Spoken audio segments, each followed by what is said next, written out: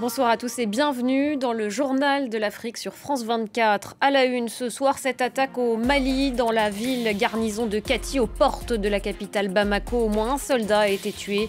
Les militaires au pouvoir l'attribuent à des djihadistes kamikazes proches d'Al-Qaïda. En Tunisie, les électeurs sont appelés à se prononcer lundi sur le projet de nouvelle constitution voulu et défini par le chef de l'État Kais Saied.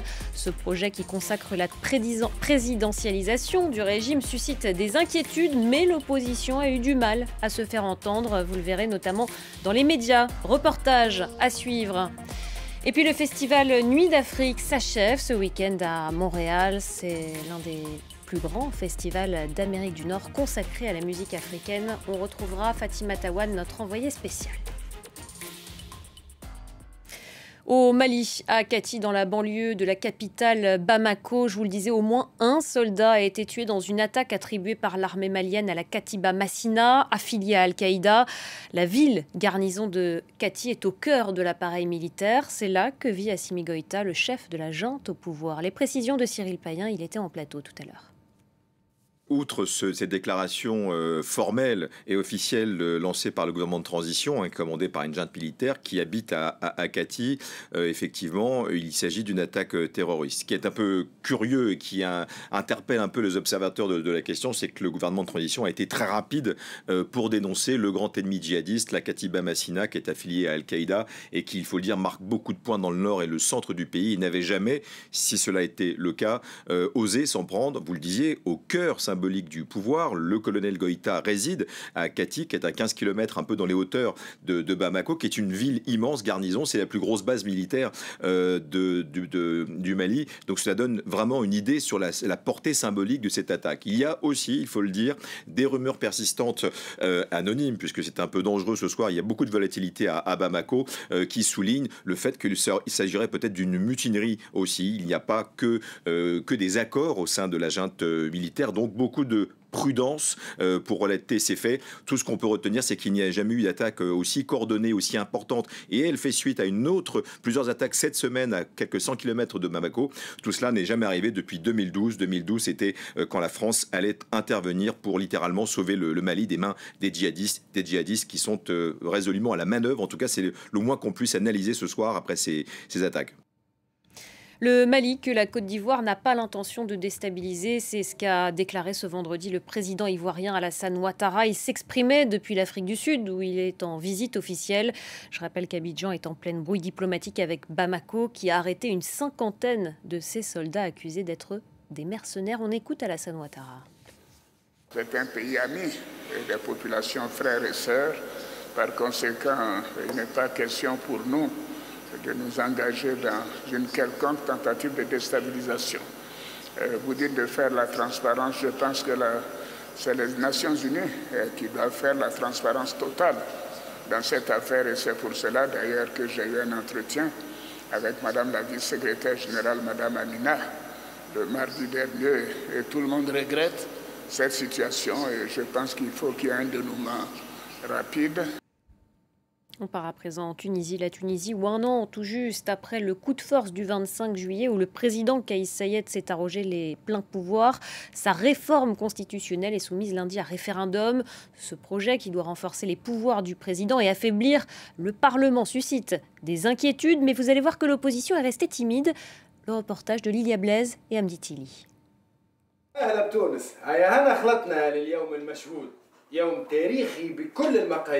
Nous sommes au lendemain de la publication du projet de la constitution tunisienne, début juillet. Comme chaque midi sur le plateau de Midi Show, l'une des émissions politiques les plus écoutées en Tunisie, le chroniqueur Eytham El Mekki se montre ironique et n'hésite pas à critiquer la scène politique. Je continue à faire mon travail, je continue à critiquer, que ce soit le président, le gouvernement, à peu près tout le monde, l'opposition également, bien évidemment. Je n'ai pas le moindre problème pour exercer. Il appelle à la vigilance. Oui, les dangers existent. Ils ont toujours existé pendant ces 10 ans, mais aujourd'hui, je conçois qu'il faut être très vigilant parce que personne ne sait de quoi le mois prochain sera fait. À l'approche du référendum, le syndicat des journalistes dénonce les restrictions de couverture de la campagne et un débat très limité sur les enjeux de la Constitution. Il s'est joint à d'autres associations pour dénoncer les dérives du projet constitutionnel de la présidence. Un message fort d'une société civile qui fait front. Je pense que la société civile aujourd'hui, elle est consciente des menaces de l'avortement du processus démocratique en Tunisie. Il faut avoir du souffle, pas seulement pour le 25, pas seulement pour le 17 décembre prochain. Une mobilisation à laquelle un acteur social et politique important ne participe pas. La centrale syndicale l'UGTT, qui avait durci le ton contre Kais Saied avant la publication de la Constitution et qui avait même organisé une grève générale en juin pour contester la politique économique du gouvernement, a refusé de se positionner pour ce référendum. Peut-être bientôt une bouffée d'oxygène pour le continent, mais aussi pour le reste du monde. Kiev et Moscou ont signé ce vendredi à Istanbul 2 accords séparés avec la Turquie et les Nations Unies sur l'exportation des céréales et produits agricoles via la mer Noire. Accord valable pendant 4 mois, le temps de sortir les quelques 25 millions de tonnes entassées dans les silos d'Ukraine. Une bonne nouvelle pour le Kenya notamment, où la famine menace à cause de cette guerre en Ukraine, bien sûr, mais aussi à cause de la sécheresse qui sévit dans le nord du pays.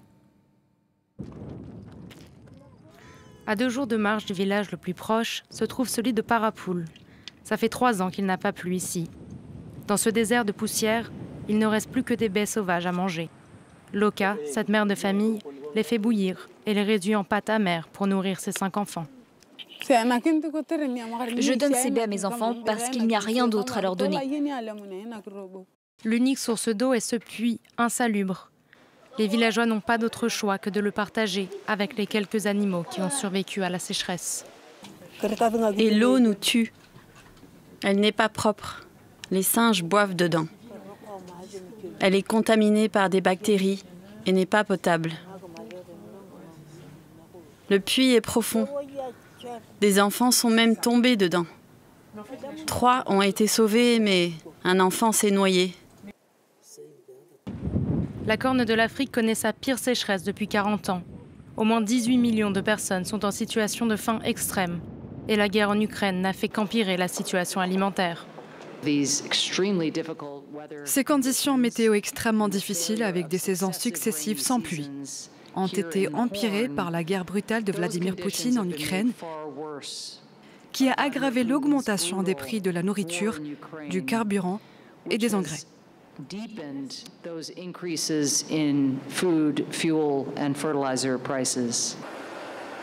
L'accord en cours entre l'Ukraine et la Russie permettrait de reprendre les exportations de blé, un répit temporaire à cette crise alimentaire.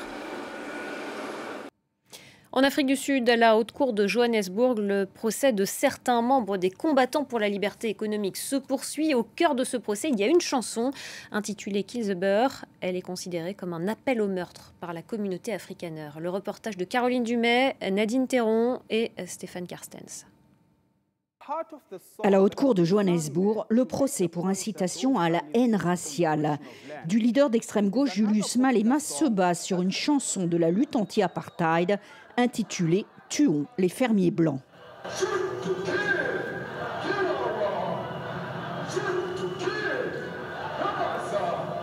Pour le groupe afrikaner AfriForum, en procès depuis février 2022, cette chanson est un appel au meurtre. L'avocat de Julius Malema dément. Si M. Prinsloo veut faire le lien entre la chanson et les conséquences psychologiques qu'il endure aujourd'hui, il faut qu'il le prouve. Il n'y a aucune preuve que ces 2 choses soient liées. M. Prinsloo le voilà, témoin à charge de ce procès. Il a perdu l'usage de ses jambes en 2008 quand il a été sauvagement attaqué dans sa chambre à coucher. Quand ils ont essayé de réanimer ma femme, j'entendais qu'elle avait beaucoup de sang dans les poumons. Ça gargouillait. Puis, j'ai compris qu'elle était morte. Les meurtriers n'avaient pas 20 ans. Alors à chaque fois qu'il voit des jeunes entamer le chant controversé, les larmes lui montent aux yeux. Tuer le fermier blanc. Je l'ai vécu. Ma femme a été tuée et j'ai été mutilé. Juste entendre ces mots me replonge dans ces souvenirs. Il n'a jamais réussi à revendre sa propriété dans un pays qui compte près de 400 attaques de ferme tous les ans. Pour cet analyste, l'utilisation populiste de ces chansons historiques pourrait être contre-productive. Les combattants économiques pour la liberté interprètent mal la situation en Afrique du Sud. Ils pensent que leur façon théâtrale de faire de la politique leur apportera des votes. Après toutes ces années, ils sont toujours bloqués à 10% des voix.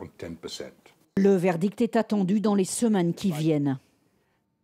L'Afrique du Sud, récompensée hier lors des CAF Awards, Désirée Ellis a été désignée entraîneur de l'année pour la 3e édition consécutive. Elle entraîne les joueuses sud-africaines qui affronteront demain samedi les Marocaines lors de la finale féminine de la CAN 2022. Écoutez sa réaction.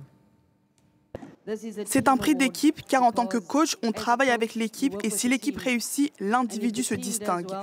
Je dédie donc ce prix à mon équipe de Banyana et aux entraîneurs qui encadrent le football féminin. La finale de cette Coupe d'Afrique des Nations féminines se tiendra demain, samedi, à Rabat, au Maroc.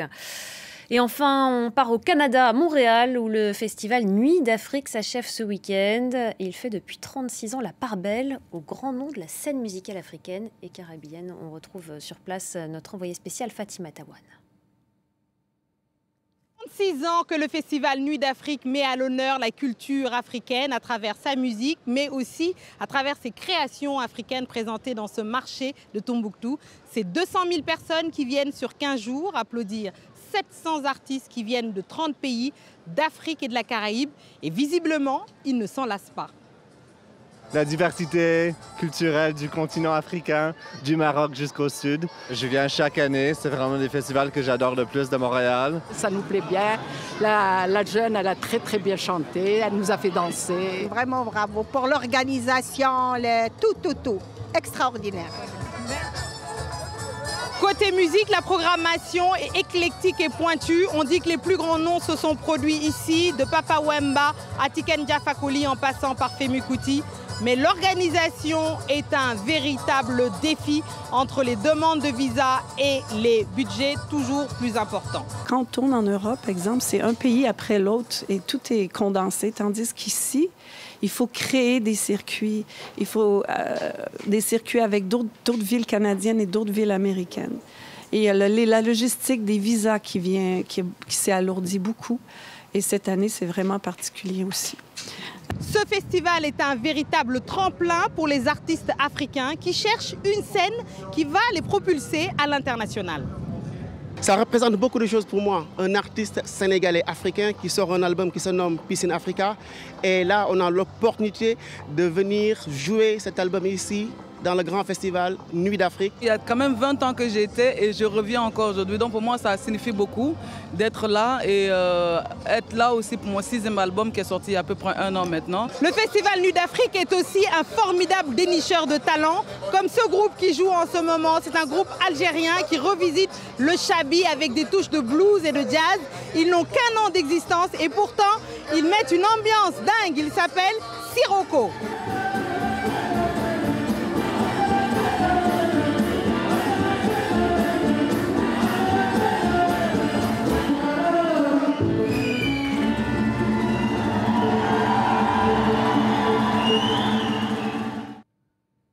Voilà, c'est la fin de ce journal de l'Afrique. Merci beaucoup de l'avoir suivi et restez avec nous sur France 24. L'information continue.